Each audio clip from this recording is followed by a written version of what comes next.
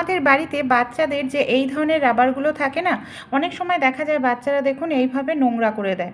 আর এইভাবে রাবারটা যদি নোংরা হয়, আমরা বাচ্চারা যে খাতাটা মুছতে যাবে সেই খাতাটা পরিষ্কারের পরিবর্তে আরও বেশি নোংরা হবে।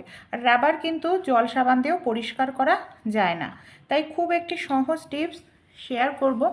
এখানে আমি নিয়ে নিয়েছি রাবার, আর দেখুন 1 ফোঁটা মতো আমি এখানে নিয়ে নিলাম তেল।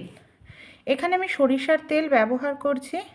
এই তেলটা দিয়েই রাবারটাকে এইভাবে একটু ডলে নেব, কিচ্ছু করতে হবে না, রাবার একেবারে নতুনের মতো হয়ে যাবে। এই দেখুন নোংরাটা কত সুন্দরভাবেই উঠে পরিষ্কার হচ্ছে।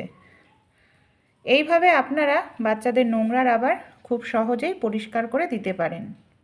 ভালো করে ডলে নিয়েছি, এবার আমি আপনাদের মুছে দেখাচ্ছি যে রাবারটা কতটা সুন্দর পরিষ্কার হলো।